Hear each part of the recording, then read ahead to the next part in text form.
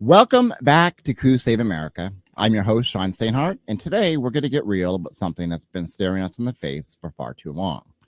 And that is the disturbing link between neoliberalism and fascism. You see, as we dig deeper into the conditions that allow fascism to grow, we start to notice that it isn't some random anomaly or historical footnote that flares up from time to time.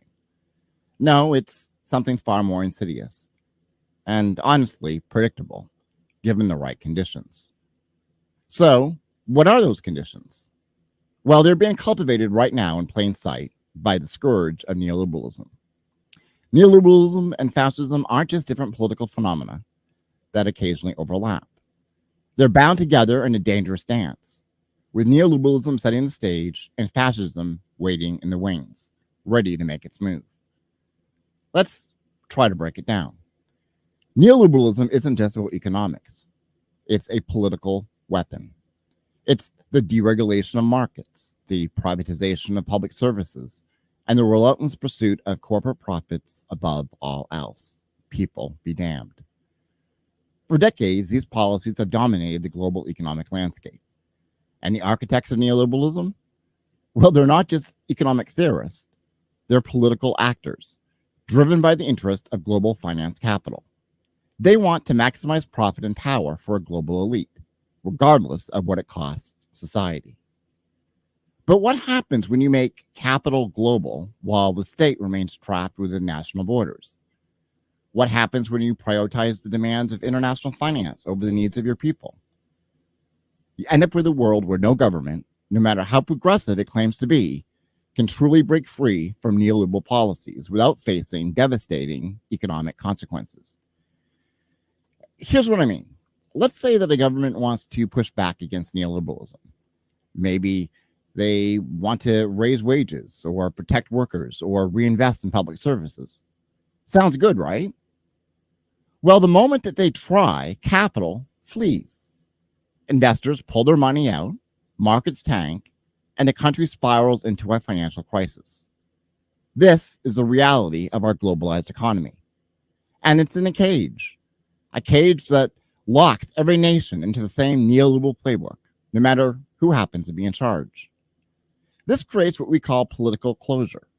No matter who you vote for, you get the same policies, essentially, whether it's the so-called progressive government or a conservative one. The neoliberal agenda marches on. And as people start to realize that no matter what they do at the ballot box, nothing ever really changes, they become disillusioned. This disillusionment is dangerous. It creates a political vacuum, a sense of hopelessness that fascism can exploit. Neoliberalism doesn't just paralyze our politics, it also precipitates economic crises. Think about it. Under neoliberalism, capital is constantly trying to cut costs and maximize profits. One of the ways that it does this is by relocating production to low-wage countries in the global south. On paper, this boosts productivity and profitability. But what it actually does is suppress wages, both in those developing economies and in the advanced capitalist countries such as the United States. Even as workers become more productive, their real wages stagnate or decline. The gap between labor and capital widens, and wealth becomes increasingly concentrated into the hands of a select few. This isn't just speculation, it's a fact. Thomas Piketty's groundbreaking research in Capital in the 21st Century shows us exactly how this growing inequality is playing out. The top 1%, well, their share of income has skyrocketed, while the rest of us are either treading water or, even worse, sinking. And it's not just an economic issue, it's a social one. When workers' wages are suppressed, it creates a demand deficiency in the economy. People simply don't have the purchasing power to buy the goods and services they produce. This leads, of course, to overproduction, an economy that's producing more than people can afford to consume. And what follows? You guessed it, economic crises, one after the other. Now, ordinarily, you would expect the state to step in, right? To boost demand, to redistribute wealth, to keep things from spiraling out of control. But under neoliberalism, the state is hamstrung. It can't intervene in any meaningful way without upsetting the global financial markets. Even in the United States, where thanks to the dollar's status as a global reserve currency, we have more fiscal flexibility, the state is still nonetheless constrained. Sure, we could try more aggressive policies, but those would end up benefiting other economies through increased imports, while ballooning our trade deficits and external debt. Again, it's a no-win situation. So what do we get instead? Stagnation, frustration, and a populace that feels abandoned by the system. And when people feel abandoned, when they see no real alternatives, that is when fascism starts looking like a viable option. That's when the far right steps in, offering scapegoats such as immigrants, simple solutions, and a return to some imagined great past. And the thing is, we've seen this before. The Great Depression in the 1930s created the perfect conditions for the rise of fascism in Germany, Italy, and across Europe. Economic collapse, political deadlock, and a population desperate for change. Friends, that was a powder keg. And today we're seeing history repeat itself. Neoliberalism is creating the same conditions: rising inequality, economic insecurity, and a lack of political alternatives. And fascism, well, it's seizing the opportunity. Look around the world. Here in the United States, the rise of Donald Trump was no accident. The offshoring of manufacturing jobs, the stagnation of wages, the erosion of the middle class. These are real, tangible issues.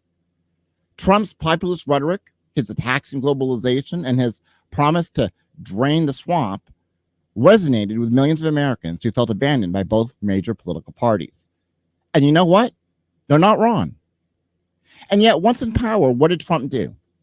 He doubled down on the neoliberal agenda. Tax cuts for the wealthy, deregulation for corporations, and a continued erosion of workers' rights. It's the same exact story, just wrapped in different packaging. And it's not just here in the United States. In Europe, far-right parties are on the rise in places like France, Italy, and Hungary. They've tapped into the same discontent, the same sense that traditional political parties have failed to address the real issues facing the working class. These movements wrap themselves in nationalist rhetoric, portraying themselves as defenders of the common man against the global elites. But scratch beneath the surface and you'll find the same neoliberal policies lurking underneath. One of the most dangerous effects of neoliberalism is how it undermines class resistance. By globalizing capital, neoliberalism has made it nearly impossible for workers to organize effectively. If you're a worker in a high-wage country, your job is constantly under threat of being outsourced to a lower wage region. That threat keeps workers in line. It keeps wages low and prevents labor from pushing back against capital. Look at the state of trade unions. In the United States, union membership has been decimated. In 1983, 20% of American workers were unionized. Today, that number has fallen to just over 10%, with only about 6% of the private sector workers belonging to unions. And again, it's not just the United States. This decline is happening all over the world as neoliberalism strips away the power of organized labor. In the global south, it's even more brutal. Neoliberalism has driven millions of small farmers and producers off their land, forcing them into precarious urban jobs. This is what Marx called primitive accumulation, a process of dispossession that creates a vast reserve army of labor. These workers, underemployed and precariously employed, lack the power to challenge capital. So what is the result? A global working class that is increasingly fragmented, weakened, and unable to mount an effective resistance. And what does this mean for the political landscape? It means that the left is in a weakened position. Social democratic parties that once championed the working class have increasingly embraced neoliberal policies, perhaps out of fear of triggering financial crises or upsetting global capital. This capitulation leaves a political field wide open for the far right, which positions itself as the only true alternative to the neoliberal order, even as it perpetuates the same economic policies once in power. So, where does this leave us? Well, it leaves us stuck in a world where neoliberalism and fascism are feeding off of each other, creating a cycle of economic crises, political stagnation, and social decay. Fascism thrives in times of crises, offering simple answers to complex problems. And as long as the neoliberalism policies persist, the rise of fascism will remain an ever-present threat. But here's the thing. We don't have to accept this. We do not have to let this cycle continue. The only way to truly combat the rise of fascism is to transcend neoliberal capitalism itself.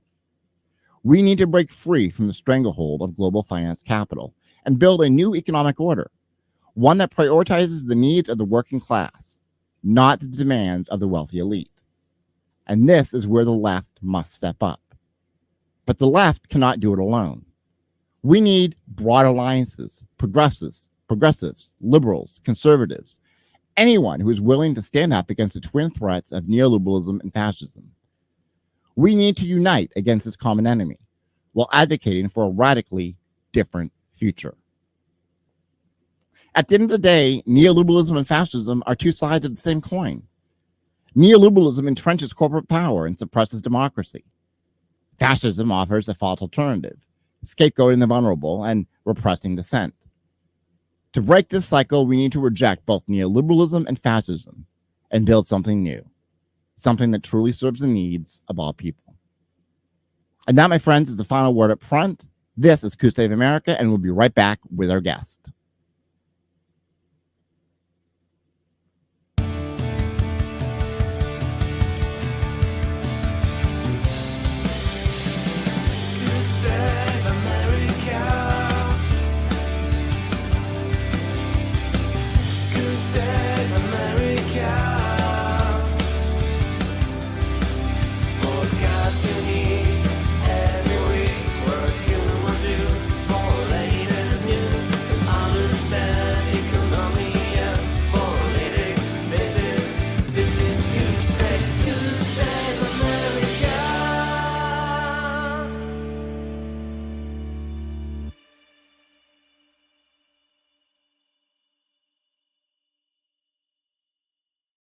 Welcome back to Coup Save America. Once again, I'm your host, Sean Sainhart, and today we have got an incredible guest with us, someone who's been in the trenches of labor activism for over 30 years, and also happens to be a prolific writer with an impressive body of work.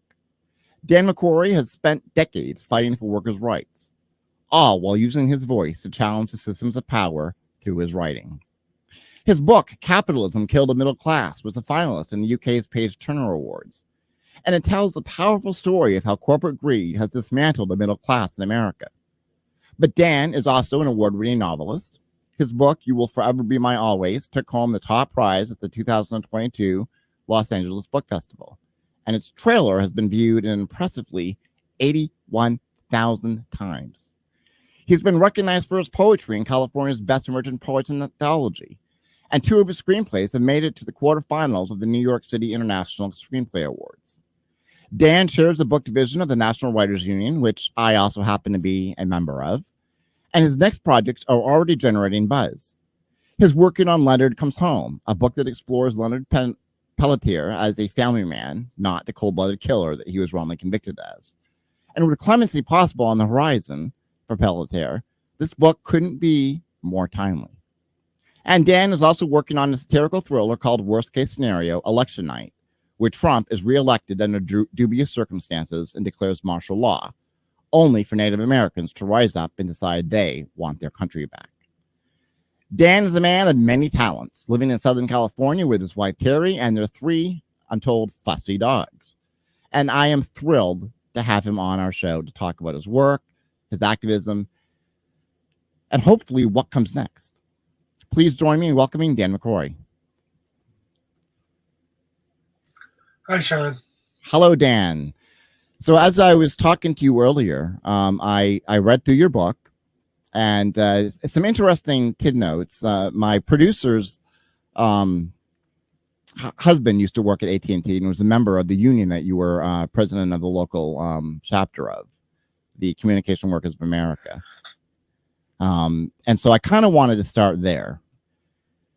You talk in your book about the breakup of Ma Bell and how that led to a lot of problems. And I'm a little conflicted because on the one hand, I'm all for breaking up monopolies. But as you expressed in the book, things were a lot better when it was a monopoly. And I just was wondering if you could add some insight to that. Yes, it was a family atmosphere. People were treated pretty decently. Even if you did something that might get you fired in another corporation, we would get a slap on the wrist. Right. And it was, like I said, a family atmosphere. It was not treated like a monopoly, but yet we felt the security of a monopoly. It stifled innovation, I got to say, but we were treated very well, and I got a lot of training. I was able to actually take control of my own destiny, pretty much because of the way the company was structured. And MCI is the company that came in and tried to get into the long distance market, and that's what started the demise and eventual breakup of AT&T in 1984. And how did that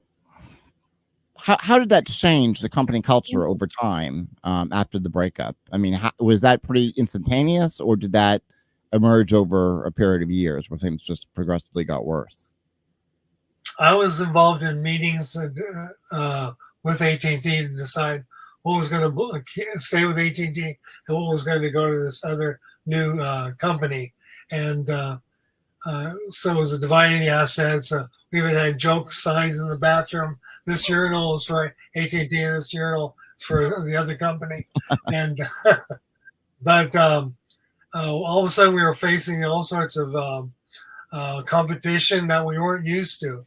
And we had to adjust to a whole new way of doing business with the rest of the world and amongst each other. And it was there were a lot of missteps along the way, and they kept gobbling up each other, and eventually the 7 baby bells, which is where the company was broken into, formed like that guy that was in the Terminator movie, and they all came back together again under this one title, and it was actually SBC, which was out of Texas, but they knew that their name didn't mean half of what the name AT&T meant, so they changed their name back to AT&T.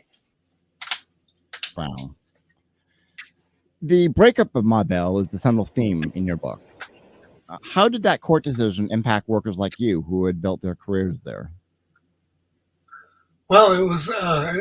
I used it as an example in the book of a microcosm of what was going on across the country, whether like the steel mills and other corporations that were having to adopt a whole new way of doing business.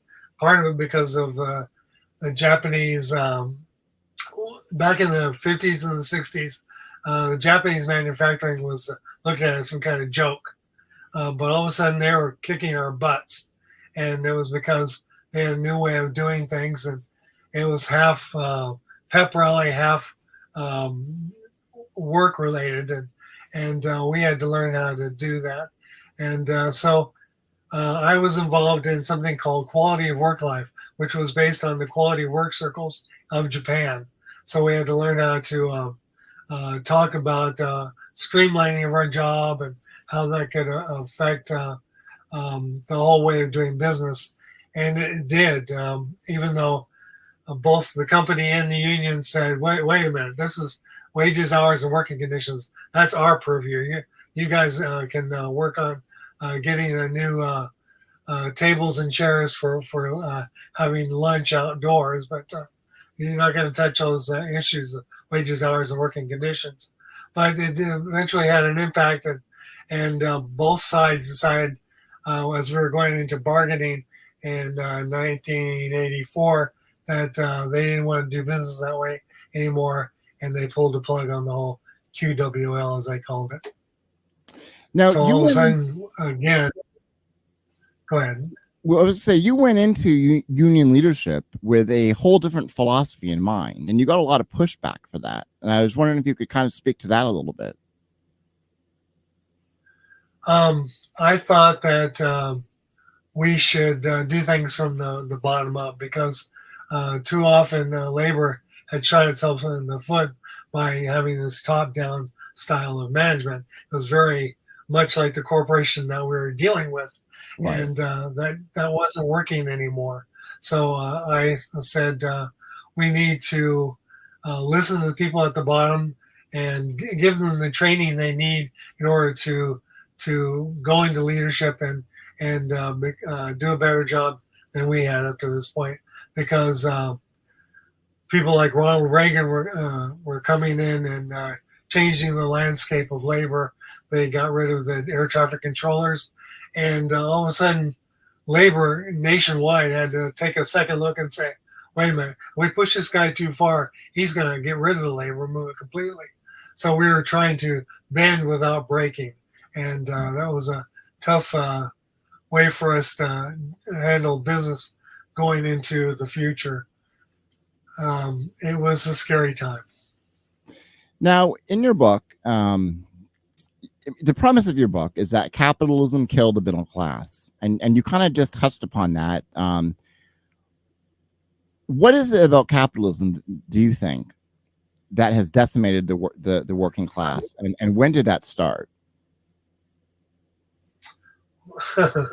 My book purports to say that it started under Reagan, but we all know that it started with the advent of the Industrial Revolution.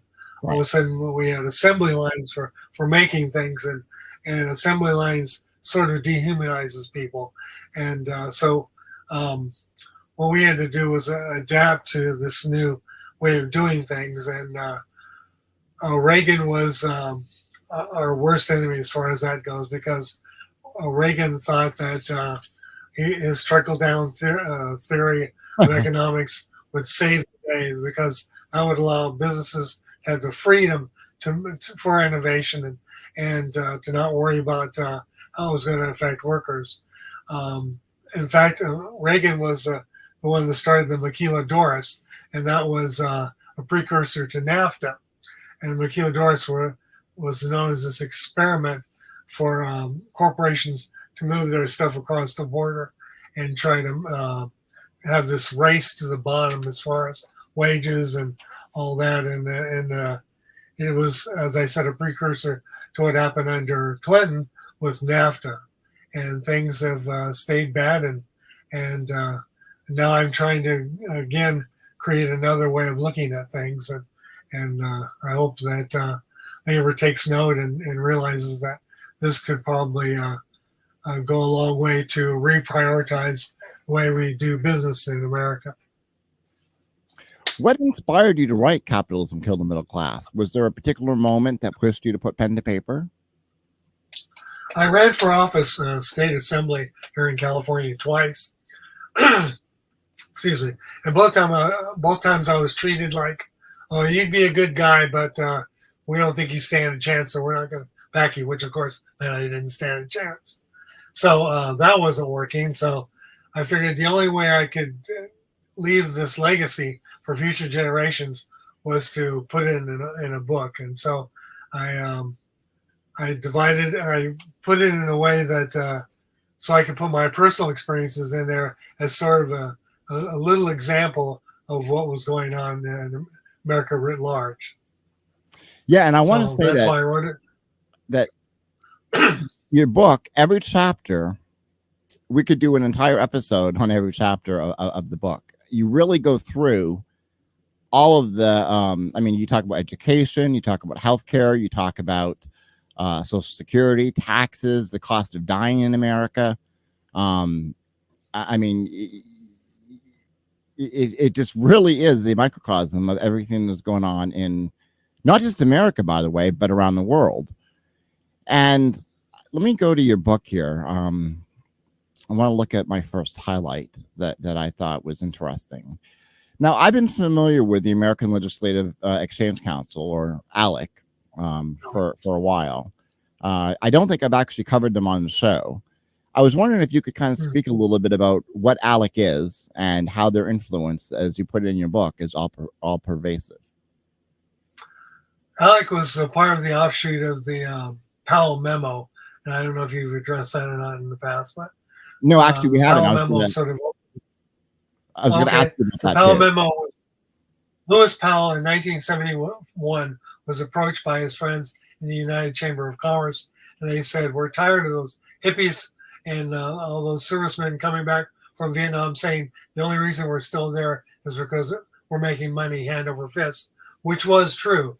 But this Lewis Powell, who up to that point, his claim to fame was representing tobacco companies before the Supreme Court saying tobacco was not addictive. So he told his friend that he'd write something up, and he created this 19-page memo telling them how they could take over the hearts and minds of America.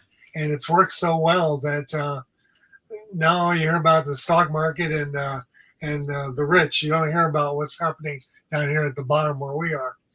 So the ALEC was part of that, as was the Heritage Foundation, which we all know about, Project 2025 now.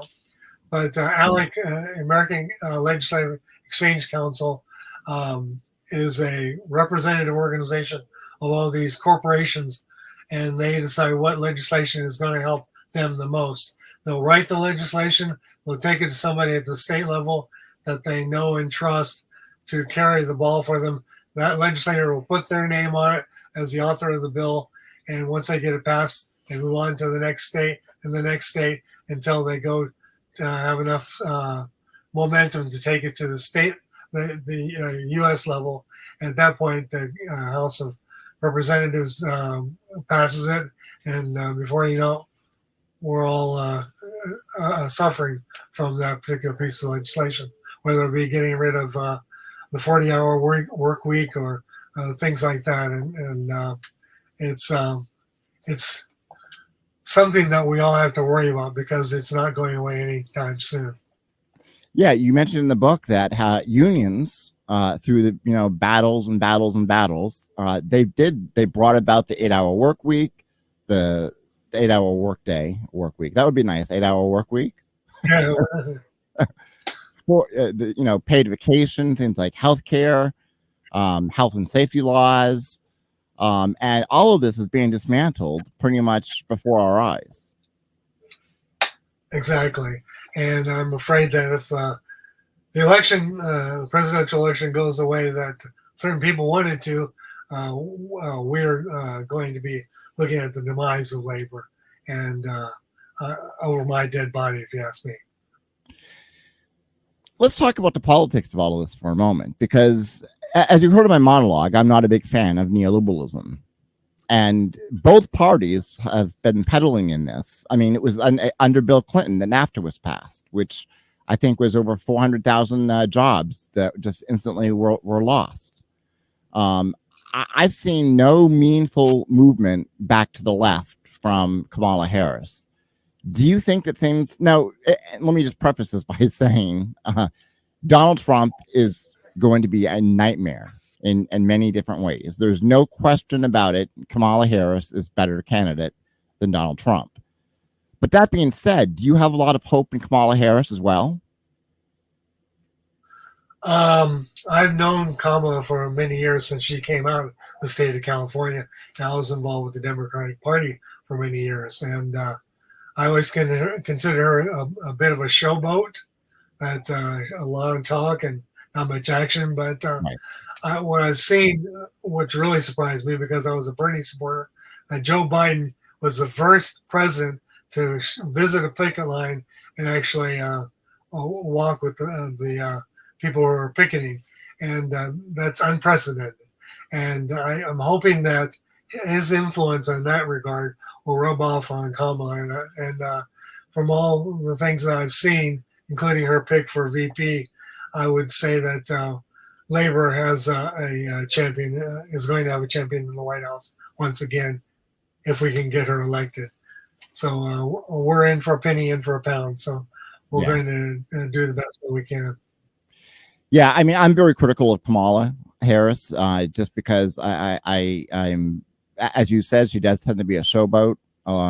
She talks. She seems to go with whatever position happens to be popular at the moment. I am disappointed, however. In the past, she supported policies like Medicare for All. She no longer supports that policy. She's at least not going to fight for it as president, according to one of her advisors. And so those things have got me very critical of her. And also there's the issue of, the war in Gaza that's very disturbing. That's going on. So it's nice to actually hear that there's some optimism from labor about Kamala Harris. Yeah, I think this is an opportunity for us. The Democratic Party is here in California has always included labor in its deliberations for legislation, you name it. But we've always been sort of like the barking junkyard dogs. We're not necessarily standing out front and leading the charge on these issues, legislatively or otherwise. But I see this as another opportunity for us to become bold and innovative again. And I'm trying to push them in the right direction. So wish us all luck. Yeah, no, absolutely. I also wanted to say that, I gave credit to Joe Biden for picketing, for joining the picket line. However, I also saw that more as a political stunt during an election season. And that bothered me a little bit, because it wasn't like Bernie Sanders that generally, is vested in workers' rights. Keep in mind, it may have looked like a stunt to labor, but he was sending a clear message to big business that I stand on the side of labor. That was not just a simple photo op. Well, he also blocked the railroad strike, the rail workers strike. That was a serious misstep. He's been on the right side of things ever since. Okay, good to know. Yeah, again, I'm just very disillusioned myself with both parties in this country. I'm very upset by the corporate influence that they seem to have over our political system. I don't think that anything meaningful is going to happen until we get money out of politics somehow, which is going to require, I guess, a constitutional amendment at this point.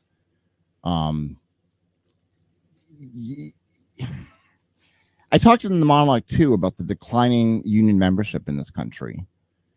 And is that reversing? Do you see any trends that show that that's been reversing? Well, we're seeing more areas that weren't labor in the past becoming labor. But you're right, we're missing the density. It's like the hollowing out of the labor movement.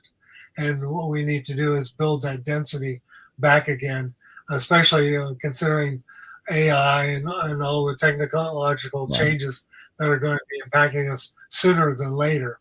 They're saying that AI is going to affect something like 40% of all jobs in the United States, and we've got to get a handle on that. And we can't obviously bury our heads in the sand or be Luddites, but we need to learn all we can about it and negotiate from day one on how this is going to proceed.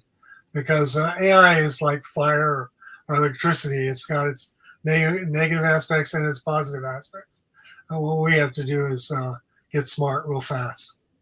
Yeah, I mean, right now, a lot of people are working in the gig economy just to make ends meet. And that's going to be one of the things that's going to be jeopardized. I mean, they're talking about self-driving tractor trailer trucks coming out. I mean, the number of jobs that will cost is astronomical. People that are driving Ubers, I mean, their jobs are being replaced by AI at this point. So I agree with you. We have a serious problem on our hands, and I'm just not confident that there's the political will to tackle these issues. I don't think that I don't disagree with you, but I think that people are putting up red flags everywhere and saying we need to deal with this now. And I know here in California, we've passed a couple of bills, but we've also been undermined by Gavin Newsom, our governor, who happens to love Silicon Valley. Yeah. So we've got to put the pressure on and get these get people on the right side of these things, so that we don't end up saying, "Where did all the jobs go?" Right. Right. Because I mean, we're already seeing massive job losses already, and I think what's possibly setting up a red flag to a lot of people is that they're realizing, hey, this isn't just menial jobs here that's being threatened. This is the professional class that's being threatened as well. I mean, even in fields of medicine, doctors are starting to get worried about their profession being eliminated or their positions being vastly reduced even further. I want to go to my next highlight here in the book, because I found this fascinating and I did not know this. And you say that by August 1919, labor parties existed in 7 states. And there was a convention to establish a national labor party that was planned for November, and organizing efforts by unions in the other 41 states ensured that there would be labor policies in all 48 by the time the convention was convened. And I'm looking through the list of principles, and I had to read this 3 times to make sure that I had the dates right, because some of the list of principles that they were demanding, one was the complete repeal of the Espionage Act of 1917, complete equity for all sexes and races, free public education from university, from kindergarten to university, and democratic education, dissolving the United States Senate, and an end to the use of convict labor and foreign labor to undercut American workers' wages. I mean, these are highly leftist ideas, right? That I expect from Bernie Sanders. But to hear that this happened back in 1919 that was mind-boggling to me when I read that. Like I said, I had to read it 3 times to make sure that the dates were correct, and I thought maybe he made a typo. But that to me is absolutely just fascinating. A lot of that was spurred on by a guy who was a socialist who ran for president behind bars, and that was Eugene Debs. Eugene was against World War I, and he was very public about it, and so that's why they wanted to get rid of that Espionage Act, because that's what put him behind bars. Oh, okay, that makes sense. That makes sense. Yeah, I'm very familiar with Eugene Debs, but I did not know that it was the Espionage Act that put him behind bars. I mean, that was more of a political persecution than anything else. Exactly. Yeah. Yes. What happened to that momentum? Well, Samuel Gompers actually killed the idea of a labor party, and there's a couple of theories about why he did that. One was that we were just coming out of a major recession, and he was thinking that this is not going to fly with the general public. And there was also pressure from the industrial workers of the world, the IWW, who believed that any kind of changes that we want to see in labor need to happen at the bargaining table and not be predicated on passing a law, because laws can change overnight. Right. So there was this whole whole discussion about which way should we go as far as a movement goes, and there have been several attempts, as I mentioned in the book. There was Labor Party 2.0, 3.0, 3.1, and we ended up just kind of throwing up our hands. And but there's still some effort out there to make it so that we have a voice, because as the last attempt said, the other group has 2 labor parties. We need one. Absolutely. How feasible do you think that is at this point? You've got to have big money behind it, and there are a couple of labor unions that could make it happen. From what I understand, there's this flirtation going on now with the Working Families Party, which was begun in New York in the 80s, I guess, and they now have chapters in about 11 states, I think it is, and they're cozying up with labor, but they don't want to be seen as a threat just yet. So they're biding their time, and they're finding ways that we can work together. And one of the things that they do in New York, since they are an official party in New York, is they have what's called fusion voting, which means that a candidate's name can appear twice on the ballot, once from working families and once from the Democratic Party. And that gives them twice the chance of getting elected. And it also shows how many people, depending on if they vote WFP, that means that they're more progressive than your average run-of-the-mill voter on the Democratic Party. Excuse me. Sure. Yeah. What about the Green Party? Excuse me. That's okay. I've got a Green Party has. Okay. The Green Party has not cozied up to the Democratic Party for obvious reasons, because there are some problems with they're not compatible in some ways. And the Green Party actually came out of Europe, and it was a movement to protect the environment, and that's their number one priority. In some cases, labor frowns on that because it's a job killer, as they say, because they like fracking because that's jobs, and they don't necessarily want to get rid of that kind of work, because you end up with what they call now a just transition, which is what's happening in Europe, and it's starting to happen here, where the people that are most affected by those new jobs that are wiping out big oil and things like that, they're going to be the first ones to get trained in the new technology, and that's going to save some jobs in the future. And I'm hoping, very hopeful, that maybe that'll bring people around to considering the Green Party for other reasons too. Yeah, I understand the arguments that are being made in support of fracking and what have you, but at the same time, climate change is going to kill people and jobs. So that's true. I think that there has to be a compromise at some point.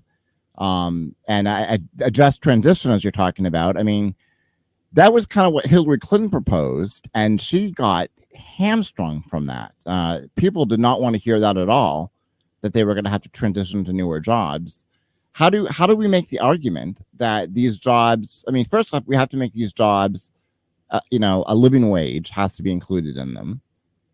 We need good paying jobs and strong union labor protections. Unfortunately, in a lot of these states too, they're now right to work states, which means unions are even more decimated as a result. Do you see that trend reversing? The right to work trend? Yeah, I certainly hope so. I think Detroit did it to be able to not have to come through on a couple of pensions, but I think they've reversed that decision now, and the number might be not 50-50 anymore, because for a while there was 26-26. Excuse me, 25-26. How can that be? Anyway, the numbers don't add up in my head, but it was clearly a split decision on whether or not they should go right to work, because there were unfunded mandates due to pensions, and I'm sure Walter Reuther of the UAW was rolling over in his grave when they decided to make Michigan a right-to-work state. And I'm glad to see that the pendulum seems to be swinging back the other way, because in order to save jobs, you're going to need to be able to have an open dialogue. And without that dialogue, things are not going to change. We really need to be frank and open about all this technological change and the way that we do business with the environment. And until we have that conversation, we're looking at a tipping point with the environment, and that's got to be considered in order to make it so that the world will still be around for our grandchildren. Yeah. Unfortunately, it's looking like it's not going to be. at the pace that we're going. You talk in your book about education quite a bit, and you also talk about the vanishing middle. And in that chapter, you talk a lot about NAFTA, and we've discussed NAFTA to some degree. But one of the things that kind of caught my eye, and we'll talk about healthcare more in a bit, but you mentioned that forces in the corporate world are working to make healthcare seem an entitlement rather than a right for all workers. That misinformation campaign is how we lose those rights that we have won over the decades in our tug of war with management. And what about Medicare for all and policies like that? Is that a detriment to labor? There are people in the building trades who don't want that to pass because that is one of their organizing tools. They have what they call Cadillac Care, and they wanted to make that a selling point to get more people to join their union. And I understand that, but I also think that maybe they need to give a little in order to get a lot for everybody across the board. And so that requires us talking to each other and getting over that whole point of that we're just in it for us. Right. Because I also mentioned in the book, there are two schools of thought as far as labor goes. One is I'm here to get a piece of the action for my buddies here. And another is that this is like going to church, that we stand on the shoulders of giants, people who have cried and died and in order for us to have these benefits. And we need to honor that legacy in order to make America great again. If you don't mind me stealing somebody's slogan. Whose slogan is that? I read it on a wall somewhere. On a hat. Yeah, we need. Yeah, there you go. Yeah. And we need to we need to have some serious conversations. And one of the things I've tried to do is put together something that would overturn the Powell memo, so it becomes more about working folks. And I also want to build coalitions because we're not going to do it alone. You asked about a Labor Party. It's not going to happen unless we have some major push, not only from labor folks that are friendly to labor. And a friend of mine who led the Coors boycott in the 1970s, I interviewed him for my radio show. He said, we have to make friends. And that means building coalitions so that we can get some of this stuff accomplished, because we're not going to be able to do it alone. Yeah, and part of that coalition building has to include those on the right, correct? You know, we have to find those issues where we can meet, yeah. Because and unfortunately, we're so divided in this country that even mentioning the prospect to someone on the left of reaching out to someone on the right is almost astronomical and seen as something that's plausible. I've had many people from the right on the show, in fact, and what I found is that there's a lot of common ground that we agree on. I've debated conservatives that are Trump voters, and there's a lot of issues that we agree on. It's just a matter of talking, as you said, and reaching across the aisle and not seeing everybody as enemies. And I think that's one of the things that neoliberalism and this capitalistic model has done quite well in dividing us. I mean, that is a strategy, that the whole point is to divide us as a nation so that we're not coalescing together to fight these entrenched interests. Would you agree with that statement? Yeah, I think that both major parties have made it a common practice to vilify the other side. Yes. And for instance, when John McCain was running for president, he actually wasn't a bad guy, and there were a lot of issues we could have agreed upon, but they were so hell-bent on winning the election, which is a neoliberal point of view.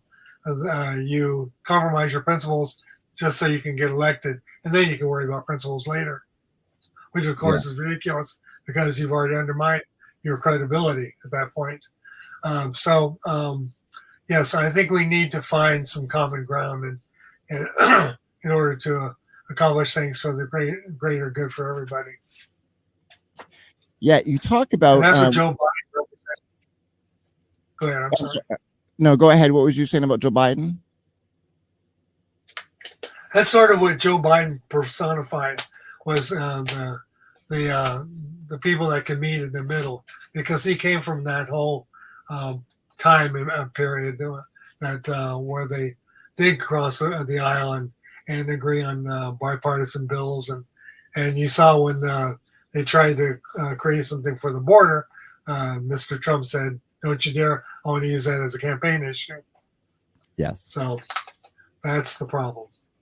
Well, that would have been the most right-wing border immigration bill to pass in our nation's history. I mean, that would have essentially done away with asylum seekers almost. So I'm kind of glad that bill didn't pass, but I also agree that we have a immigration crisis right now. Our borders are overrun, and that too, though, is somewhat by design to keep wages low. Is that not a strategy?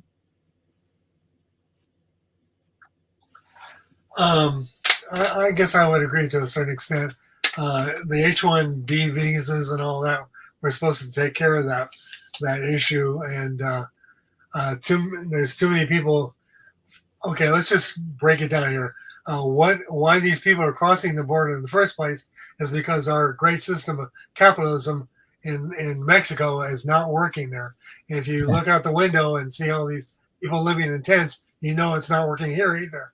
So we need to come up with a system like democratic socialism. I know people don't like the S word, but I think that's what's going to save us, because socialism means hospitals, public schools, fire departments, police departments, Social Security, Medicare, all those kinds of things that have helped America survive and thrive. And I think that we need to get back to the whole concept of rescuing society from corporations, because they'll exploit us until there's no more of us left. Yeah, yeah, I would agree with all of that. I also think that part of the problem on the border is our foreign policy, which is again related to that capitalistic agenda that is creating misery in these other countries. And so, of course, they're fleeing their countries to come someplace that's safer, that's not being bombed or not being sanctioned to death. So we really, if we want to solve the immigration crisis, we really have to address the broader systemic root causes that are in effect. And that is our foreign policy in a lot of these nations. And again, I don't see the political will really on either side of the aisle to tackle those issues, or to kind of... America is very imperialistic. And unfortunately, that has devastated major parts of the world. And at the same time, and again, I talked about this in the monologue, we're stuck in this cycle of neoliberalism that seems to be inescapable, because, I mean, you do end up with financial crises. I mean, capital flees, and we end up with economic crisis one after the other. What path away from that do you see? Well, I have a friend. He's a lawyer, expat from Canada, now living in Thailand, and he said that his job used to be going into emerging democratic nations and exploiting their resources for pennies on the dollar. And he said he got to the point where it made him sick that he was doing that. So he tried to help out the country of Myanmar when they were emerging from whatever they had before, military. And so he was going over there training their lawyers on how to bargain and negotiate the use of their resources, until all of a sudden there was a military coup and he had to flee back to Thailand. But it's things like that. You got people who are trying to exploit these countries heartlessly, that no wonder we have this resentment built up by our countries all over the world, because we do that everywhere. And that's because of capitalism. Capitalism and democracy are not necessarily the same thing, and people have to realize that. In fact, I would even argue that capitalism impedes democracy. I don't think they complement each other at all, at least not in the forms of capitalism that we've seen. Do you think capitalism itself can be reformed, or do you think we do need to move to something that's more social democratic, or, as you put it, democratic socialism? Well, people have looked at my book and they said that capitalism is not the problem; it's crony capitalism. Right. But what they don't realize is that it's all lumped together, and you can't separate and make it good capitalism. But they're so afraid of the S word, socialism, that they'll do anything to get away from it. So what you've got to do is come up with a new name for it. Run a contest or something to call it something that's palatable to 95% of America, and then we'll see more of a move towards a system that takes into consideration the impact on the middle class. Because after all, the infrastructure, all the things that we want in this country are built upon the backs of the middle class, because the poor can't afford taxes and the rich find a way of paying them. For instance, Netflix last year paid no taxes whatsoever. Yeah, you mentioned that in the book. There's too much of that going on. You list a bunch of companies, in fact. I can't remember them all, but I mean, we're talking about major companies, highly profitable companies that have paid zero in income taxes.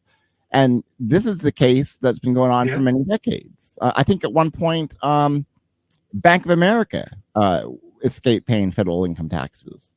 How is that possible? How is that achieved? Well, it's called corporate welfare, and corporate welfare is a much bigger problem than welfare for poor people, because if you just look at the numbers, you'll see that a lot of the money goes towards corporate welfare. It's supposed to show that we are pro-business and we want business to thrive, and when they thrive, then America thrives, and people are happy and living happily within the realm of capitalism. But as I pointed out before, you look out the window and see all these tents. A lot of them are people that, because of a catastrophic illness in the family, that they weren't able to pay their bills, they ended up on the street. That's not America I want to live in. Yeah, we need to find ways to exactly. We need to find ways in which we can thrive, and the way I see it is democratic socialism provides robust oversight of corporations, and that's what I think we need, because when you leave them to govern themselves to provide their own oversight, there's a lot of things that get left by the wayside.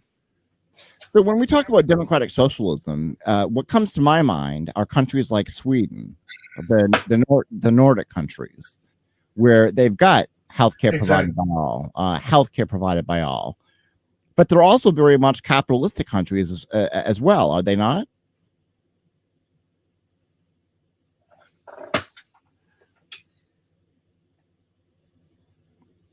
Because question, sorry. Oh, I'm sorry. I was saying, countries like the Nordic countries, like Sweden and so forth, where they've got free education, free healthcare, strong labor unions. Those are still capitalistic countries, are they not?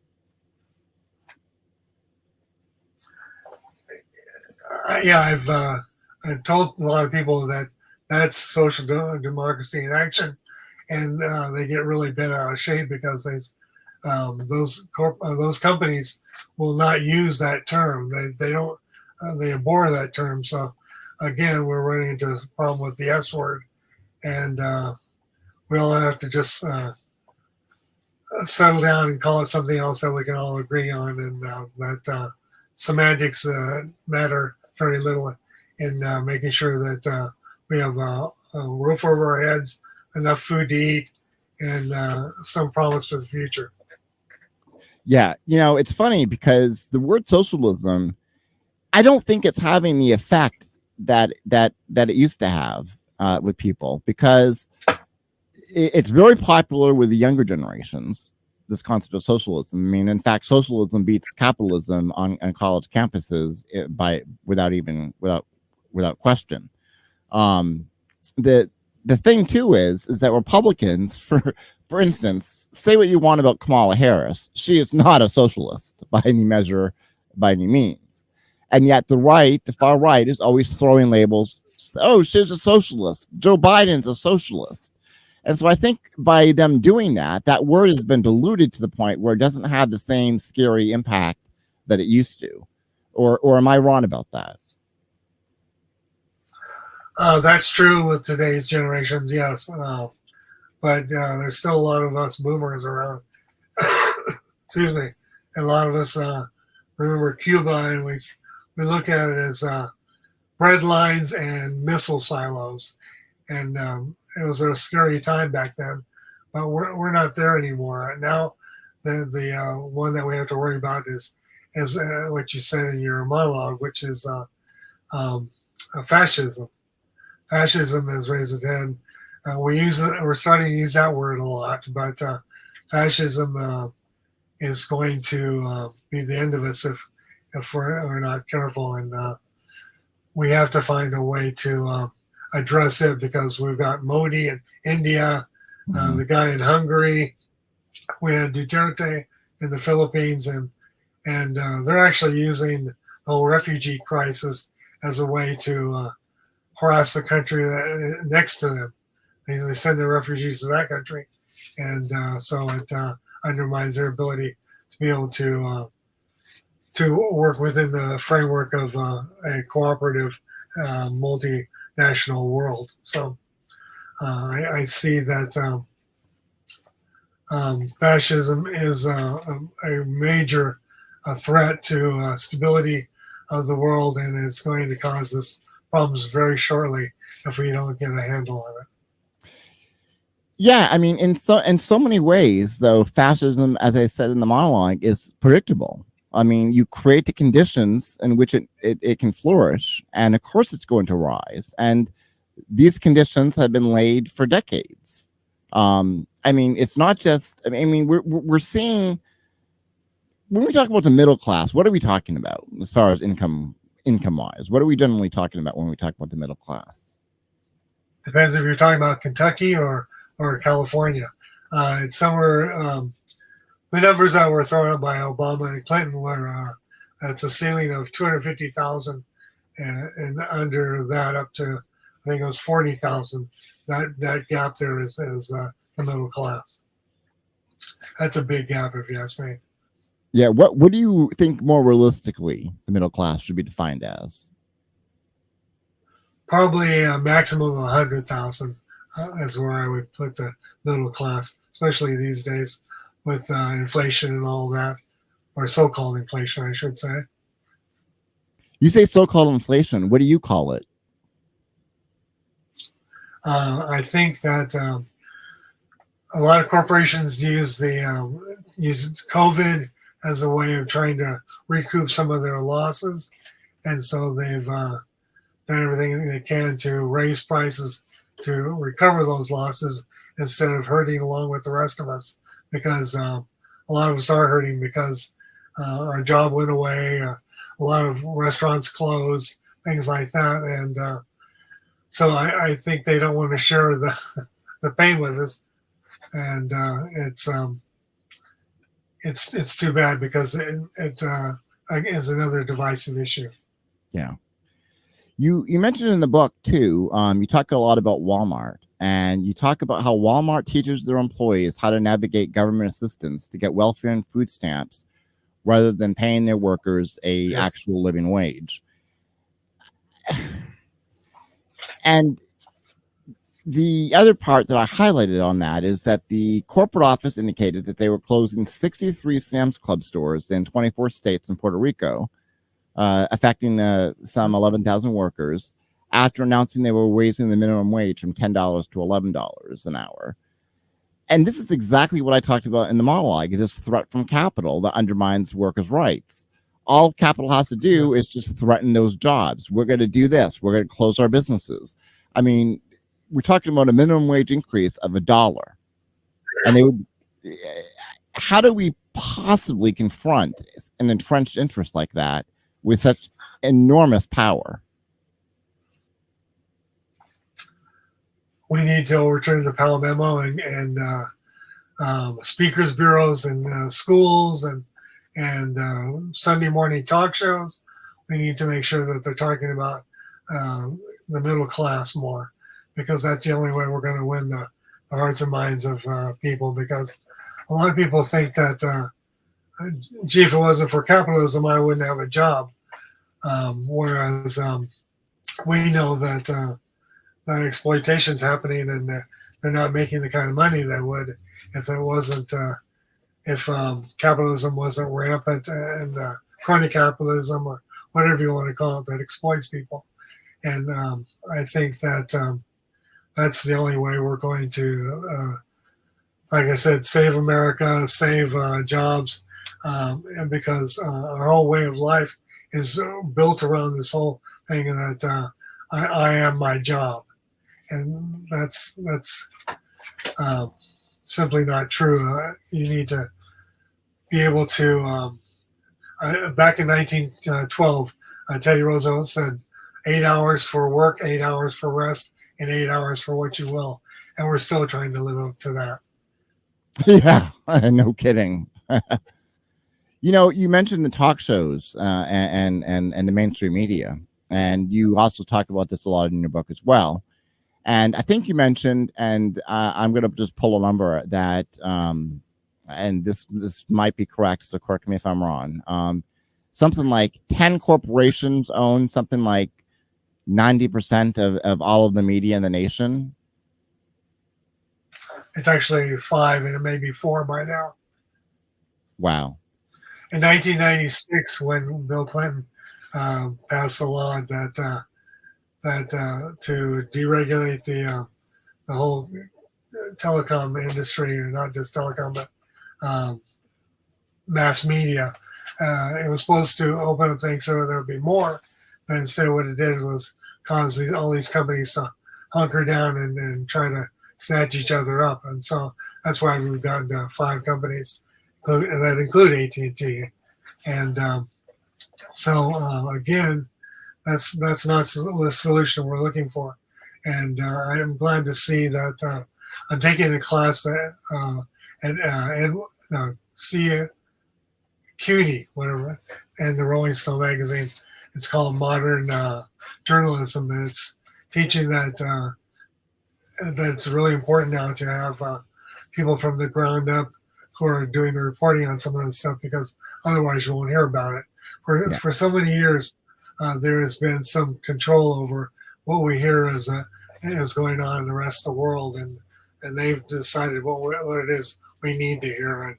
And if we can open that up, we can actually find out what's going on in the rest of the world.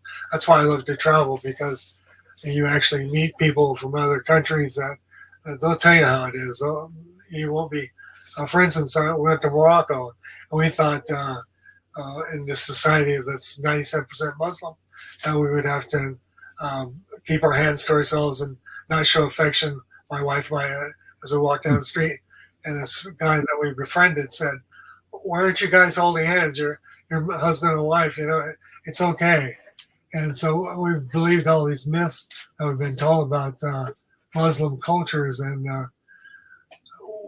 if we can get to know another person from another culture, that makes us all the wiser, and we won't put up with those lies that we're fed constantly. Yeah, and we are being fed lies constantly. I mean, you talk about a caste system in your book, and I think that really kind of adds into this whole idea of these lies that we're being told. Can you talk about the caste system, what that is, and how that applies to America, especially? Because a lot of people will say, "Wait a minute, we don't have a caste system in America. That's only something that you see in India, for instance." But that's not the case at all, is it? No, actually, it was pointed out by a couple of different writers. One of them who had been to India, another one who was from India. That he looked around and he saw all the earmarks of a caste system, in which it's very difficult to break out of where you are. If you're poor now and going through school, and they found that most of the people that were poor going through school are going to end up still being poor when they come out of it. Yeah. I mentioned it also in the book that my dad said, stop reading and writing. You got to get used to the fact that you're always going to have to work with your hands, and so you need to stop this highfalutin stuff. And luckily, I didn't listen to him, and I discovered another way out for myself, and that was a ticket into the middle class. And that's why I'm so beholden to labor, because they help me realize another way of life. And we need to show examples to people that don't have a target to look at. They've never known somebody that was middle class, and so they don't know that the options that are available to them. And we need to open that up so that people aren't going from kindergarten to end up in prison or something like that. And unfortunately, a lot of that has happened. And we incarcerate. We're the only industrial country in the world that incarcerates as a large number of folks that we do.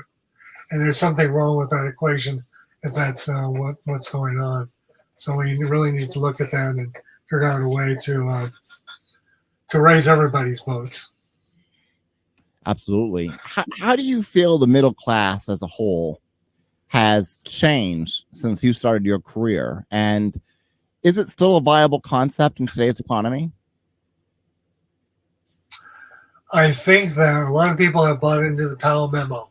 I think a lot of them are apologists for the banks and corporations. And nowadays, if you say, I'm on strike because I'm trying to get some better wages and benefits, a lot of your friends will say, who are you to be doing those kinds of things? You're hurting the rest of us. And they've lost that sense of being all together in society. And we can thank people like Donald Trump, even though he's just a symptom of what's gone on before. But he brought it to a head. He made it all right to criticize those who are fighting to have a better life. And I think that one of the things I've tried to do with my radio program, which is called Working Voices, is to let people know that their struggle is your struggle too. Absolutely. Absolutely. You describe your book too as a political statement. And I'm curious, what are the specific political changes that you advocate for to rebuild the middle class?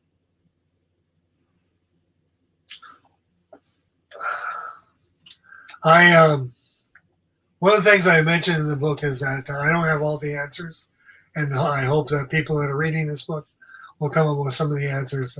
What I didn't realize at the time, it was only after doing like 50 podcasts talking about the book that I realized chapter 4 of my book actually has an answer to all this, and that's what I was talking about before. I call it the 360 Manifesto, and it's taking the Powell Memo and taking business out of it, putting in the middle class, taking out capitalism, putting in democratic socialism, and doing all the things I mentioned before, like critiquing the Sunday morning talk shows, having speakers bureaus go into the schools to make it so that we're the priority, because everything happens on our backs, and so we deserve the respect and the dignity that comes from being the backbone of this country. Now, in your view, what were the key turning points where capitalism began eroding the middle class in America? Was that under Ronald Reagan still, or do you think that happened before then? It happened before then, but it became more pronounced under Ronald Reagan. Before, we had the corporations were paying high taxes, and nobody complained about it. And it was actually helping our schools. It was helping our infrastructure. A lot of that was being done through not necessarily their largesse, but the fact that they're paying their part into American society. And once they started going overseas and realizing they could exploit people in other cultures and other countries, they start, and Reagan dropped the amount of taxes that they were paying. They and encouraged them to go overseas. That things started to unravel for the American public, and I don't know how many people are actually catching on to that yet. But I built this plan to do just that. It's also going to be coalition building. It's going to be what I'm hoping to do is get one percentage of political activists, labor activists, and college students to talk to each other, because, as I mentioned before, only coalitions are going to be able to address these problems and do something about it. Because if we're doing it on our own, people are going to make an example of us once again and say, those greedy bastards. Yeah. And we can't have that. We need to work together.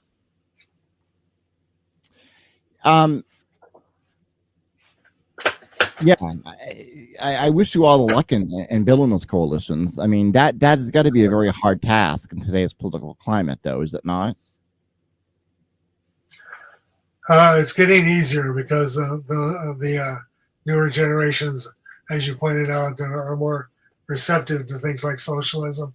They don't see the silos and the bread lines like we in my generation do. They know, excuse me, labor is a no-brainer if you want security, if you want to be able to buy a house in the future, those kinds of things. And they realize that corporations are not going to hand it to them. And I'm so glad to see that. I really feel encouraged by the new generations. And all I want to do is give them the foundation of knowledge that I'm able to pass along to them, so they can take it and run with it from there. Can you explain how the specific mechanisms of capitalism, at least as you have experienced them, has led to the decline in middle class stability? I'm sorry, can you do that again? Oh, sure. I was wondering if you can explain how the specific mechanisms of capitalism, as you've experienced them personally, have led to the decline of middle class stability. It's because we've allowed the other side to point out things like Social Security as an entitlement when it's something that we pay into our whole working life. And I'm lucky that I worked for AT&T because we have both the 401k and a pension, and so it actually allowed me a nest egg that I was able to take from the company and go live the rest of my life with. And that's not happening anymore. Pensions are going away, 401ks. They want us to come to them hat in hand, and I just see things as a race to the bottom, and I'm hoping that the things that they've done to exploit us are really carefully examined, and we find other ways to do the kinds of things that we need to do in order to prosper as individuals, as families, as a nation. You just mentioned Social Security, and that brings me to another part of your book. I want to quote you here. Right now, an American who makes $106,800 a year pays the same amount of money into the Social Security system as a millionaire or a billionaire. That is because today, all income above $106,800 is exempt from the Social Security payroll tax. As a result, 94% of Americans pay Social Security tax on all their income, but the wealthiest 6% do not. That, to me, is just insane. Isn't it? It's because of the way the system was built to favor the rich, and as usual, we need to take that cap off and if anything, raise it quite a bit higher so that they are paying more of a percentage of their money into a system that's going to take care of people, whether they're disabled or just old and not thrown away like a used toy or a used tool. If we can take that cap off, then I think Social Security is going to be around a while. Otherwise, I think it's supposed to be gone by 2037. Yeah, something like that. Yeah. Here's the thing, though. We've got the money to fund these programs, do we not? Yes, we do. It's a matter of priorities. People keep talking about getting rid of big government, and I tell them, no, that's not the problem. The problem is a return on investment. We want to see where our tax dollars are helping us out. And so we don't need another military base around the world. We don't need another aircraft carrier. We need to do things that are going to stabilize the middle class and allow more people to thrive, so that we don't feel like we're caught in a caste system. We can feel like we have options in the future. And I want to see my granddaughter be able to run for president someday. And the only way that's going to happen is if we allow her and her generation to thrive. Yeah. Which brings us to things like education, even healthcare, and environmental standards, making sure that we have protections for, different classes of people rather than just the wealthy few. Speaking of peace, one of the things that really concerns me is the threat of World War III happening. And you kind of touch upon this in your book a bit, where you talk about the private defense contractors. And it's quite disturbing. I mean, I knew a lot about this already, but I didn't know the depth of your book that really goes into this private military firms that are actually fighting these wars and doing so even domestically. Blackwater, which is now called Core Civica, is it? I don't know. They changed their name a couple of times. Yeah. They were Z for a while. Z for a while, yeah. Or what was it? I want to say that their new name is something that makes me think of academia for some reason. I don't know but what their name is, but they keep changing it, as you said, and no question why they're doing that. You describe these groups as mercenaries, or hiring mercenaries. There's about 147 corporations that control approximately 40% of the wealth within a global network of corporations. And you say that while we make the false assumption that we are maintaining our borders and sovereignty, these networks ignore them as they focus on foreign direct investment, cross-border mergers and acquisitions, overlapping board of directors, joint ventures, and strategic alliances of all sorts. Again, this is multinational corporations. I think you say in the book that there's something like 20 million or something that people across the globe that are part of this private security industry. That is the ingredients for fascism right there in the hands of a private corporation, is it not? It is. The company you're talking about actually was run by the brother of the woman who Trump had as our head of education in the cabinet position for education. I can't remember her name right now. Betsy DeVos. Nancy DeVos. There we go. Yeah. And it was her brother that was running this company, and they got into trouble. And I think it was Iraq, where they were trying to get around some citizens that were in their way. So they opened fire and took care of them that way, so they could get to where they wanted to go. And they had to leave the country because of that. And we are seeing a lot of that. And some people say, well, that's great. If they're out there fighting the wars, our own children don't have to die.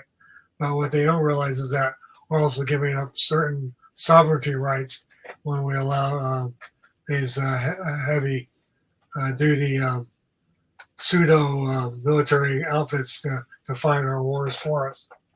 Yeah. Well, and you mentioned it in the book too. You talk about this is from Project Censored, about what this means for us, the people.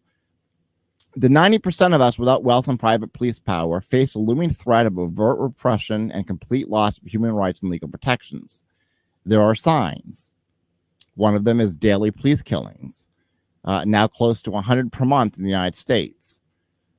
We've got warrantless electronic spying, mass incarceration, which we've kind of touched upon a little bit here on the show as well.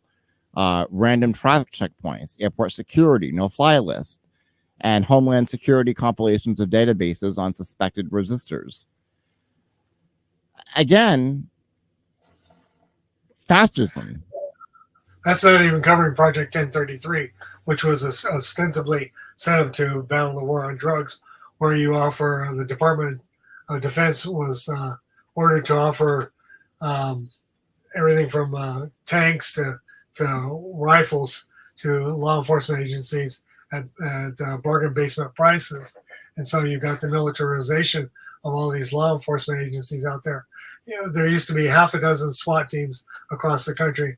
Now every minor city has a SWAT team, and they're all packing pretty heavy stuff. And that was not what was meant to happen with these things, these weapons of mass destruction, you might say. Yeah, in your book, I think well, I got it right here. The Department of Defense transferred $5.1 billion in military hardware, most of it new, into local law enforcement agencies between 1997 until 2014. I just want to say that again, $5.1 billion in military hardware that has been funneled into local law enforcement agencies between 1997 and 2014. And it's no wonder that we're seeing a crackdown on dissent. I mean, you look at these protests that are happening, and you've got the military pretty much being called out. I mean, that's what we've created. We've created, instead of police departments, we've created little militias that are an occupying force in many respects. My school district, LA Unified School District, bought 61 of the assault rifles, AR-15s, and they bought 2 RPGs, and they bought a vehicle that's supposed to be impervious to landmines. What the hell are they going to do with all this stuff? And it's madness. And if we allow that to proliferate, we're going to have little mini wars across. Maybe that's what we're gearing up for, with the possible civil wars, these middle wars. Yeah, I've got that quote right here about the Los Angeles Unified School Police Department. 61 assault rifles, 3 grenade launchers. What the hell are they finding at the school? Who knows? I mean, do they think Al Qaeda is going to show up at the LA Unified School District? You got me. It's happening everywhere. So, yeah. You talk about that there are 10 school police departments in Texas that received 25 automatic pistols, 64 M16 assault rifles, 18 M14 assault rifles, 15 vehicles, and tactical vests, all through the 1033 program that you just mentioned. Now, has that program stopped or curtailed since 2014, or is it continuing to this day? From what I understand, it's continuing to today because it got to be very popular with law enforcement. So I think to try to pull a plug on it now would be difficult, but maybe not impossible. And I would like to see that because things have just gotten out of hand. Yeah. I included that. Oh, go ahead. I included that in this book. Worst case scenario, election night. I talk about how some of that stuff fell off the truck, and law enforcement had even more than they had before. But that's law enforcement working with vigilante groups too. So hope that book doesn't come true, but you never know. Yeah. Well, yeah. At this point, I would say almost anything is possible because we are veering into the edges of fascism, if we haven't already reached the state of fascism, which I would argue that in many cases we have. I want to move on to another part of the book that really alarmed me. And that is the astounding number of errors in the credit reports of American citizens. And one of the quotes in the book is 20% of us have some error on our report that means credit denied or higher interest rate. Can you talk a little bit about how that came to be, how these errors came to be, and what we can do about them? Well, usually it's just human error. Somebody transposed a number or something like that, and then it sits on your record. And the Consumer Financial Agency that was first run by what do they call her, Pocahontas? Oh yeah, Elizabeth Warren. Yes, it was first run by her, and then when Trump was elected, he came in and tried to shut the agency down, saying that it wasn't needed.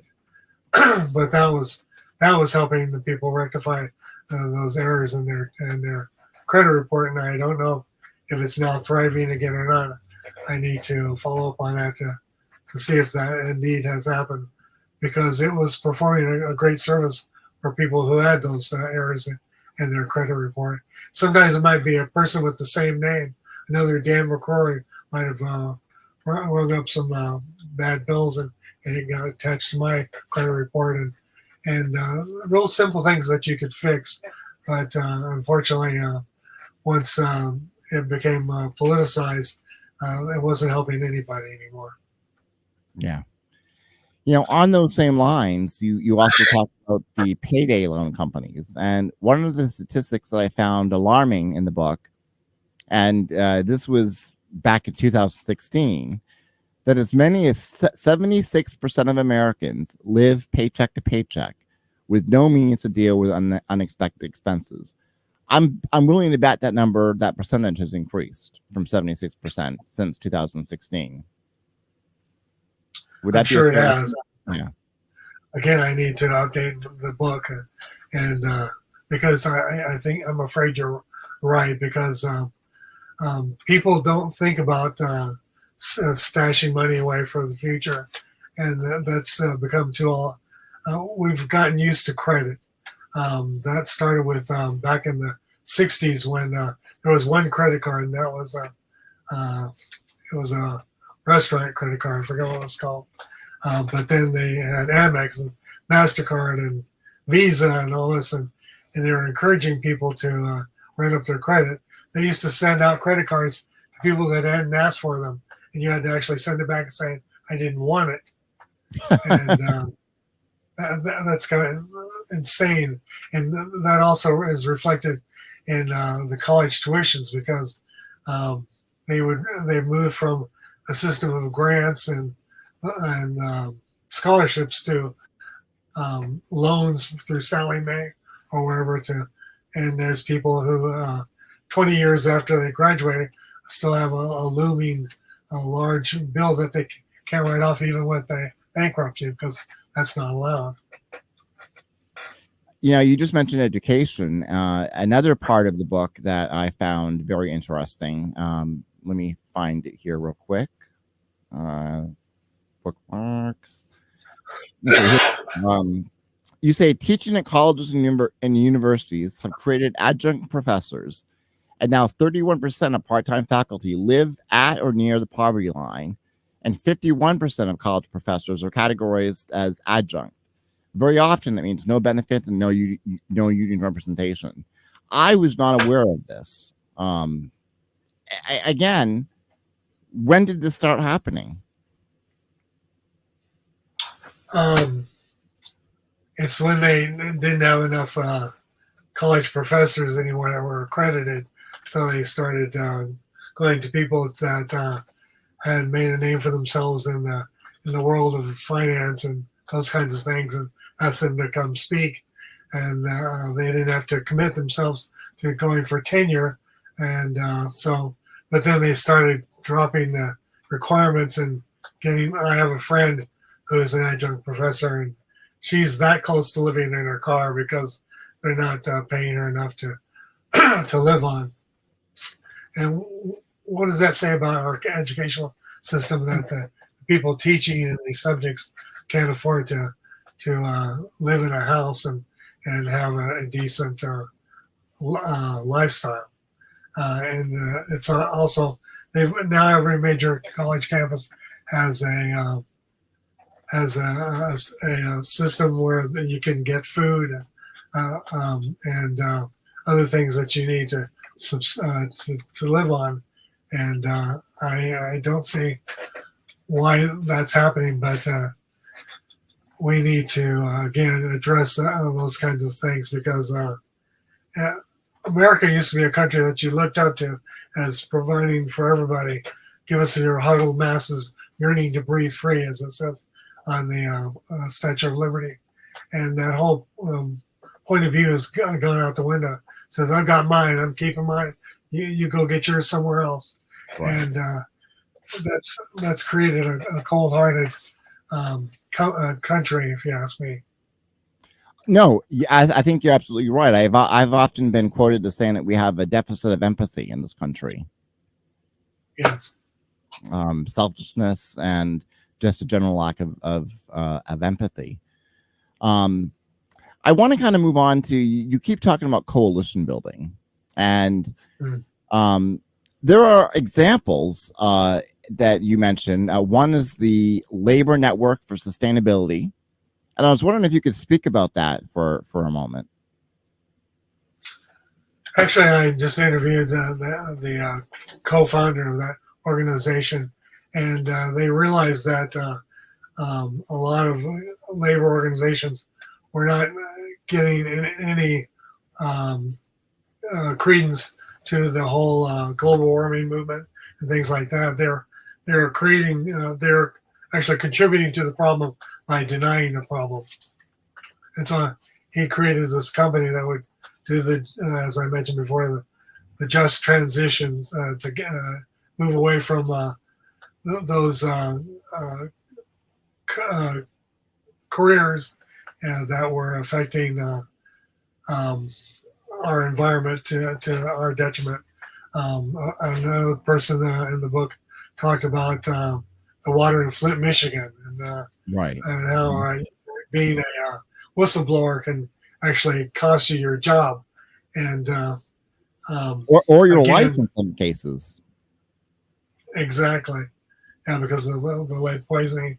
If you're not aware, then you're right. You have no way of protecting yourself if you don't even know there's a problem. And I'm glad to see that some of us seem to be moving in the right direction. And this guy has really committed himself to awakening labor to the problem and making it part of the solution rather than continuing to be part of the problem. Are there other examples of other coalition building out there that you're familiar with?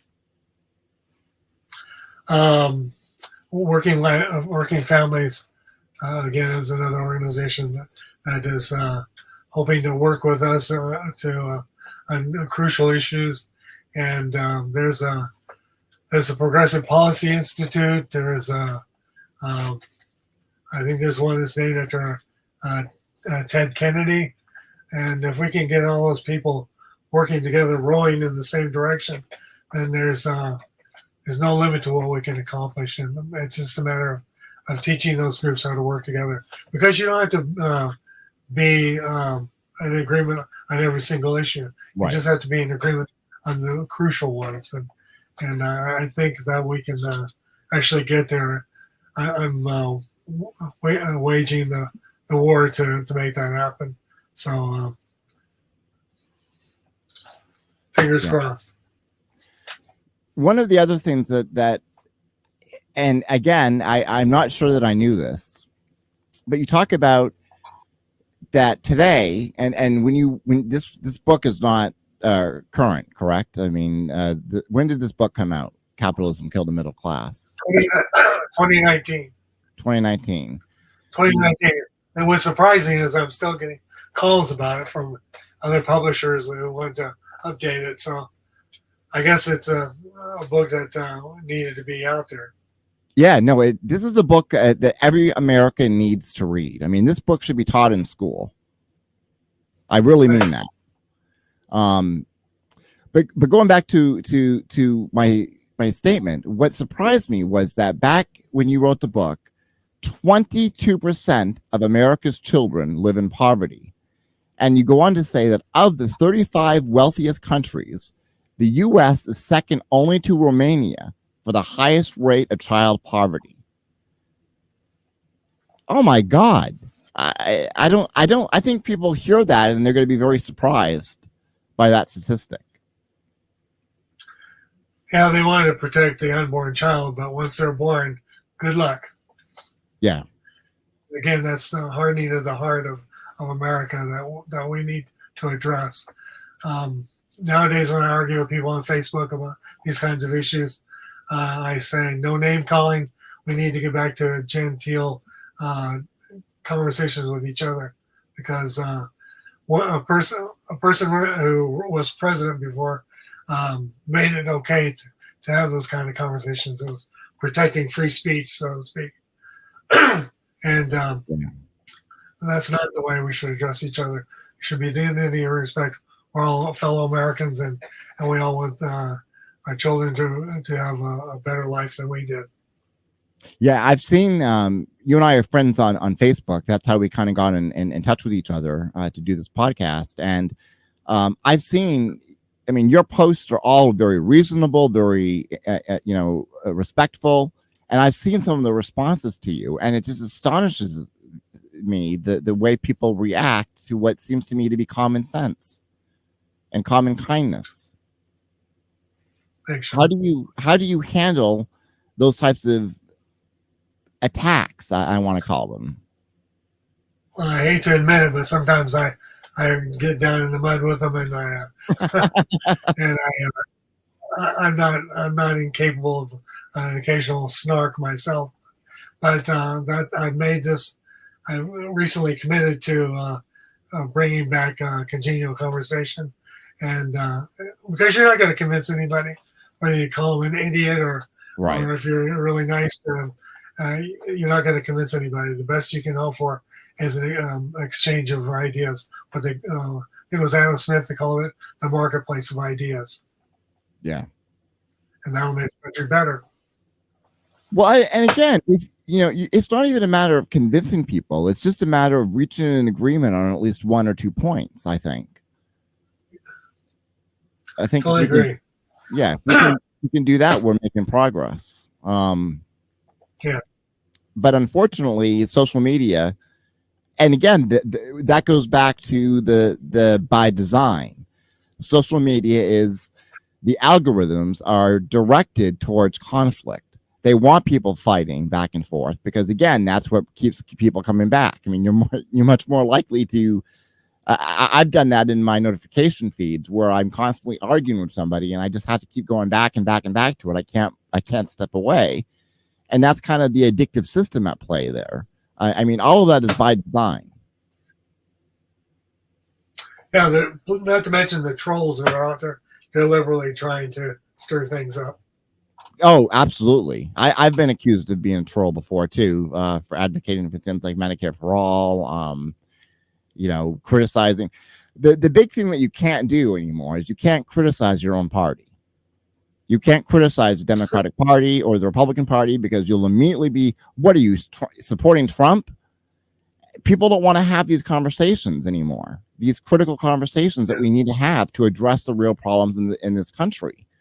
I was in Arizona this weekend, and I was having this conversation with a guy, and he said, where do you think I am politically? And I said, you're probably pretty Republican because of where you live, but there's got to be some Democrat in there. And he goes, nope, 100% Republican.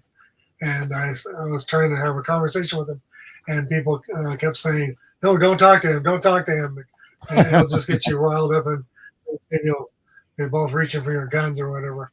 No, that's why I really committed to having conversations, whether you agree or not, just to be congenial. And who knows, maybe I will learn something from them and they'll learn something from me. How do you start these conversations generally? Well, reacting to a post. let me add too, and I find this very fascinating. As I mentioned earlier, I do a lot of interviews and have a lot of conversations with conservatives and leftists. I mean, this show is a left-leaning show, so there's a lot of leftists on the show. What I found, and this strikes me so odd, is that I'm more able to have a conversation with a conservative than I am with someone who identifies as being a liberal. Liberals don't want to have a conversation that addresses the right at all. There's no, I mean, it's very much, nope, I disagree with them. I don't want to talk about it. Whereas conservatives will, I mean, I can't even tell you how many conservatives approach me to appear on this show through various outlets out there that want to come on and debate. Whereas trying to get a liberal to go on and debate with these people or even have a conversation, forget about it. I find that absolutely fascinating that conservatives are more open to having conversations. I've had just the opposite experience. I was supposed to appear on somebody's podcast who was right wing, and I said, before I come on, we have to agree that we're going to treat each other with dignity and respect. And he said, sure, no problem. They arrived of the podcast recording, and he was nowhere to be found. And all of a sudden, real snarky stuff started showing up on my YouTube channel, my Facebook, and all this stuff. And I went to the company that set up the interview between us, and they expelled him from their website. Oh, wow. But that's not what I wanted to do. I wanted to engage. I wanted to have the conversations you're talking about because we both get something out of it. And, I'm just fascinated by that you had that experience, because my experience has just been completely the opposite. It seems as though conservatives are much more willing to engage with you, not agree with you necessarily, but they're willing to have the conversation. Whereas when I talk to leftists, I say, well, we have to, you can't have a leftist movement without being willing to build coalitions across the aisle. I mean, what was the statistic? I don't know if my producer can chime in here, if she knows the statistic or not, but I believe that it's something like 35. No, it's higher than that. There's a high percentage of Republicans, which surprised me, that support Medicare for all. That surprises me also. I mean, it's not as high. I think it's 70% for Democrats, whereas it's over 30-something% for Republicans that support Medicare for all. That's something that we can build a coalition on. I don't have to agree with them on everything. Exactly. Calling them racist doesn't change anything. But if they want Medicare for all, I want that too. I'll work with you. I mean, I'll work with anyone to do good and no one to do bad. That's my philosophy. Yeah, I agree. I think we need to get to that point. I know that I was one of those progressives who, when everybody was saying how great Mr. Trump was, I was like the kid with the emperor with no clothes on. I could see right through his cons, and it boggled my mind that people were just eating it up. I didn't understand that. I think that's the trouble with liberals is that they don't understand how people can swallow those lies, his mistreatment of everybody from this teen pageant to they can't reconcile that with anything good, and so I think that might be the problem. Yeah, how do you think Trump was able to break through all the political norms that we've come to expect or used to expect? I mean, here's a guy that's got multiple felonies coming at him. He is a convicted felon at this point. He has been accused of rape, credibly accused of rape, found guilty in a court of law of rape. And yet he's somehow able to portray himself as, family values. People have to see through that on the Republican side. I mean, even his most ardent followers must see through that, right? Yeah. Autographing Bibles. Yeah. One of the things I like to point out to traditional Republicans is how much the national debt went up under him. It was $8 trillion. And that was because he was giving his rich buddies tax breaks. $8 trillion under one president's mind-boggling. And so that's where you got to hit them.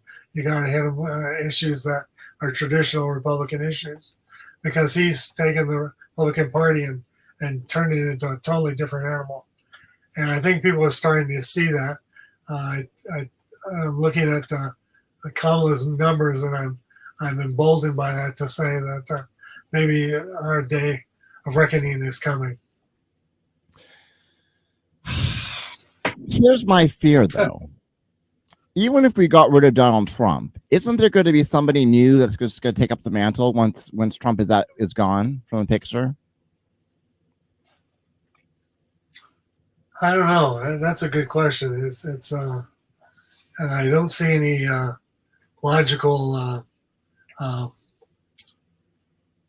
don't see anybody that's stepping up that looks like they could be the person. I mean, maybe DeSantis, but I think it's been a perfect storm under Trump, because he had all these people like Giuliani and others who are already part of the scene, who are getting behind McConnell, and Right. he doesn't have those same enablers anymore. And I think that may be spelling failure for him, and I'm hoping that it will be an example that's set for anybody who's thinking along those lines of being the new Trump. Interesting. I certainly hope so. Yeah. So we're running out of time. So I want to get to some of the individual solutions that you mentioned in the book, and have you add some insights into it. One of the solutions that you say, and these are solutions that we as individuals can take: buy local, buy American, buy union. Very important to buy union. And this is going to probably, well, I'll just say vote. That's another one. I know a lot of people are feeling very disenfranchised by voting right now, which is part of the problems with the polling. I think today there was a poll that showed Kamala Harris is 54%. I know that she's 6 points ahead of Trump in the national polling. But I mean, a lot can change between now and election day. I expect those numbers to fluctuate. Talk a little bit about go ahead. They're trying to find an issue that they can hang their hat on, as far as she's concerned. They've tried out the communist, socialist type of thing, that didn't seem to work. And so they're trying all these different things to hang on her, because it worked with Sleepy Joe and things like that. But he hasn't been able to find a good name to hang on her yet. And with less than 1,000, or was it 78 days left before the election, it may be too late for him to be able to do that. And I think that's causing him some consternation. Yeah, he seems to be floundering, and the numbers are reflecting that. Yeah. I mean, he really does seem to be floundering, which is very surprising, because this should have been expected, Joe Biden dropping out. I mean, most of us on the left were very involved in trying to push that issue, because Joe Biden would have lost the election to Trump hands down. It would have been an absolute slaughter. I think. Yeah. I don't think Joe Biden was going to beat Donald Trump. So you would think that Trump would have been prepared for this, but apparently not so much. And he has had a very hard time. It's funny, though, his people are now saying, here they anointed Kamala when they didn't give the Democrats a chance to look at any other candidates. Like somehow they're affronted by this whole way of dealing with putting somebody up instead of Biden, when the truth is they're upset because he's going to go down against her if things play out the way they look to be playing out. Yeah, and I just want to caution the audience too that don't get overconfident in these poll numbers. They're likely to change, and the race is still very, very, very close. Far too close for comfort. That's for sure. Where can people find your book? And can we put find it anywhere? Capitalism Killed the Middle Class: 25 Ways the System is Rigged Against You by Dan McCrory. And where can they find it? They can find it anywhere, any online. They're not actually in stores except for a couple maybe. But yeah, they can find it anywhere. Even I have friends in Australia and Thailand that buy my books, so they are available. And I believe there's an audio version of this book coming out, or has it already been released?